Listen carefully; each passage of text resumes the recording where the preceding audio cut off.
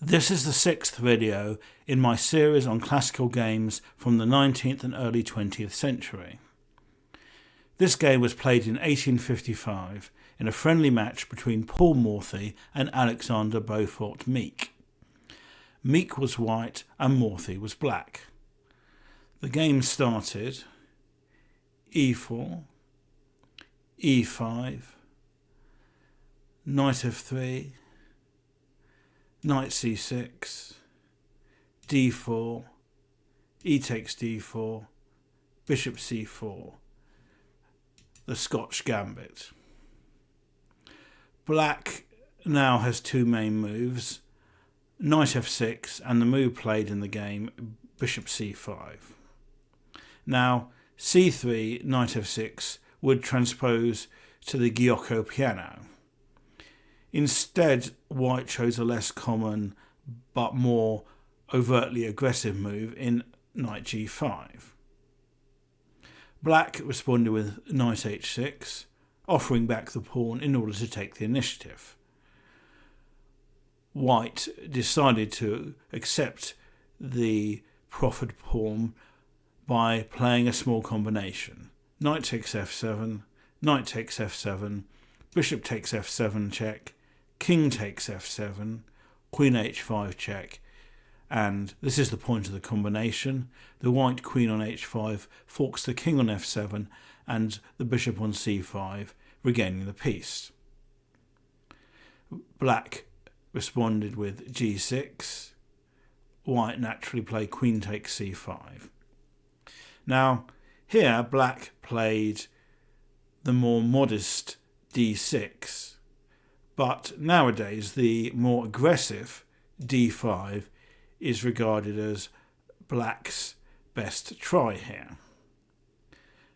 Neither capture on d5 is any good, so for instance e takes d5, rook e8 check, and here white is likely to get mated in short order, and queen takes d5 is slightly less bad, but still after queen takes d5, e takes d5, knight b4, black wins his pawn back with a fantastic endgame thanks to his more active pieces.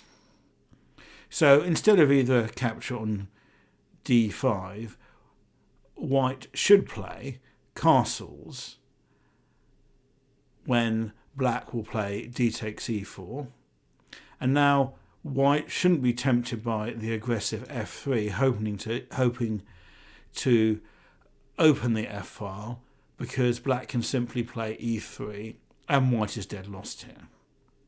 Instead he should play c3, but then black can play queen d6 when his position is totally fine. Anyway, black didn't go for this, but rather preferred the move d6. Now, white's queen is under attack, so he has to decide where to place it. He decided to put it on b5, and now black looked to put pressure down the e file with rook e8. Now, white should probably have just given up the pawn on e4 and castled. Then after rook takes e4, queen d5 check, black will be required to misplace his rook with rook e6, otherwise he's going to lose it. And then white has knight d2 and can reasonably claim to have compensation for the pawn. Instead of this, however, he made another move with the queen b3 check, and now simply king g7, getting out of the way of trouble, would have been black's simplest way of continuing, when he would have remained on top thanks to the pressure on the white e-pawn. However, instead he tried to be a bit clever with d5, but this again gave white the chance to castle, and after rook takes e4, play knight d2. Again with, I think, reasonable compensation for the pawn. However, instead of castling, he was evidently set on holding on to his e-pawn, and so played f3, relying on the pin on black's d5 pawn. Now, here, black's strongest continuation was to continue with queen h4 check, exploiting the weakening of the e1 h4 diagonal, which was one result of white's previous move. Then white would have to play g3 because he doesn't want to move his king. And after queen h3, white can play queen takes d5 check. But then black has bishop e6 and the queen has to move again, queen b5. And then queen g2, hitting the pawn on f3 and the rook on f1. And white can play queen f1, but then bishop h3 is very strong. So we have then queen takes g2, bishop takes g2, hitting h1 and f3, rook g1, bishop takes f3, and it seems that white might be able to exploit the unfortunate position of the black king on f7 with rook f1, but black has rook takes e4 check, king d2, and knight e5. And as it turns out, the bishop on f3 is perfectly safe for the moment. Black will be able to move the king out of the pin, and then the bishop will be fine. And, well, white is in obvious difficulties because none of his queenside pieces are developed or are really in much of a position to be developed to active squares at the moment. So black should be winning here. However, instead of queen h4 check, black went for knight a5, looking to eliminate the pin on the a1 to g8 diagonal.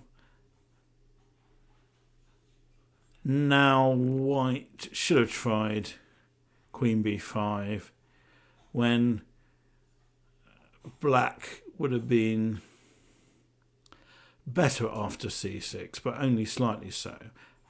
However, he tried to cover e4 at once with queen d3, which allowed d takes e4, f takes e4, queen h4 check, and now the pawn on e4 is going to fall because of the fork. White played g3 because he obviously didn't want to have to move his king, at least unless he was absolutely forced to. And here black played rook takes e4 check, but perhaps simpler, objectively speaking, was queen takes e4 check, queen takes e4, rook takes e4 check, king f2, bishop g4. And although the queens are off, black still has a raging attack. He can bring his other rook up to e8. He's going to penetrate on e2. And, well, white's queen side is still undeveloped. So black is clearly winning here. However, Morphy evidently wanted to keep the queens on. And so rather than queen takes e4 check, he played rook takes e4. Now, bishop e3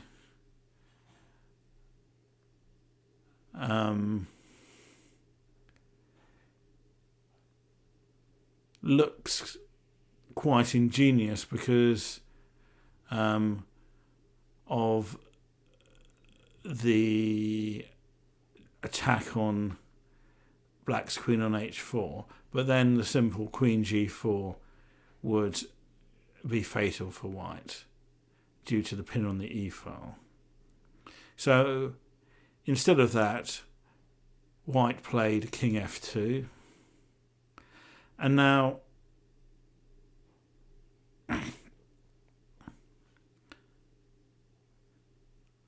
black played the natural queen e7, which looks strong, but actually gives white a tactical opportunity.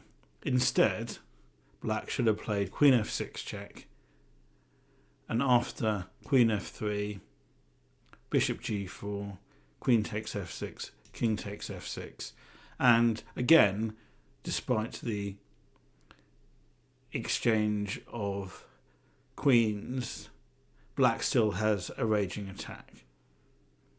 But once more, I guess Morphy didn't go down this route because he wanted to keep the queens on the board, perhaps not appreciating that his attack would still be very, very strong here. Anyway, so instead of queen f6 check, he played queen e7, and now white has a very neat tactical blow, which is bishop g5. The point is that if queen takes g5, white can just play queen takes e4, and although black's pieces now come into the game quickly, the position is probably objectively level after bishop h3, rook e1, king g8, king g1, knight c6. And if instead of queen takes g5, black plays queen e5, then white can play knight d2, and black's best seems to be bishop f5, giving up the exchange. Then play might go queen f3, king g8, knight takes e4, bishop takes e4, rook on h to e1, rook e8. And again, black has definite compensation for the exchange, but objectively not anymore. Now, it's perhaps not surprising that white didn't spot this possibility, and instead of bishop g5, he played knight d2. But now black is definitely winning again after rook e3.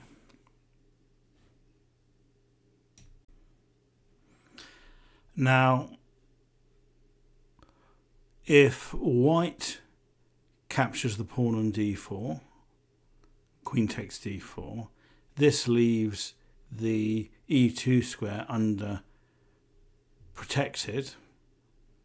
This was the idea of rook e3. And after rook e2 check, king f1, bishop h3 check, king g1, rook g2 check, king f1, queen e2 is mate, and king f3 is met by knight c6, attacking the queen, and queen f4 check is met by king g8, intending bishop h3 followed by rook f8 with a winning attack. And finally, king g1 is met with bishop h3, which threatens, among other things, rook g2 check, and then a deadly discovery after king f1. So that's why white shouldn't capture on d4, and indeed decided instead to play queen b5, trying to keep e2 covered. Black played c6, again hoping to lure the white queen away from the defence of the e2 square.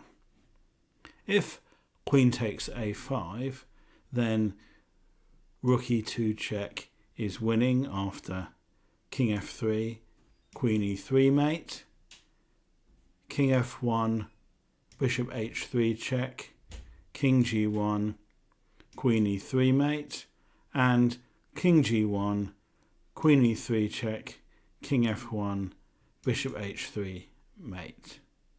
So White played Queen f1, keeping e2 covered, but Black had a further tactical trick up his sleeve. Bishop h3. This is a clever deflection. Now, Queen takes h3 relinquishes control of the e2 square and therefore allows Rook e2 check, which is winning. For instance, King f1, Rook e1 check, King f2, Queen e2 mate, or King g1, Queen e3 check, King f1, Queen f2 mate, or King f3, Queen e3 check, King g4, h5 check, which is obviously winning for Black. So White was forced to play Queen d1 when the bishop on h3 controls key squares and the rook on a8 can come into the attack. And indeed, Black now won by setting up a deadly discovered attack with Rook f8.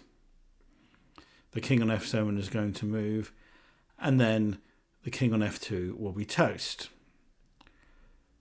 White tried knight f3, but after king e8, Black was clearly going to be able to capture on f3 when White's position would be hopeless.